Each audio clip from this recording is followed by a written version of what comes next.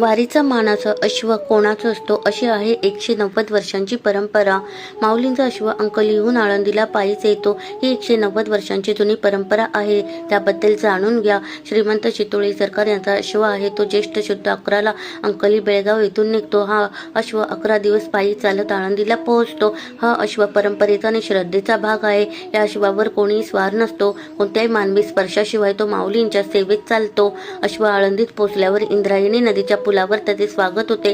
श्रीमंतांचे प्रतिनिधी मंदिरात अश्वाच्या आगमनाची माहिती देतात। हैबत बाबांची दिंडी अश्वाला सामोरी जाते। तिथे अश्वाचे पूजन होते। नंतर वाजत गाजत त्याला मंदिरात नेले जाते। अश्व मंदिरात आल्यावर त्याचे पायघड्या घालून स्वागत केले जाते। हा क्षण भक्तांसाठी खूप पवित्र असतो। हा अश्व ज्या गावातून जातो तेथील भक्त त्याचे दर्शन घेतात, कारण त्याला केलेला नमस्कार विठ्ठलांपर्यंत पोहोचतो, अशी त्यांची श्रद्धा आहे। चितोळे घराण्याकडे गेल्या 190 वर्षांपासून माऊलींच्या अश्वाचा मान आहे।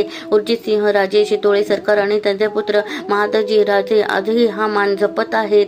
रोज पहाटे 4 वाजता चोपदार अश्वाला निमंत्रण देतात। सकाळी 5:30ला अश्व माऊलींच्या पादुकांकडे येतो। त्याला हार घालून पुढे मार्गस्थ केले जाते। माऊलींचा अश्व ही केवळ एक प्रथा नाही, ती श्रद्धा, निष्ठा आणि वारकरी भक्तीचे प्रतीक आहे। ही परंपरा आजही तितक्याच भक्तिभावाने जपली जाते।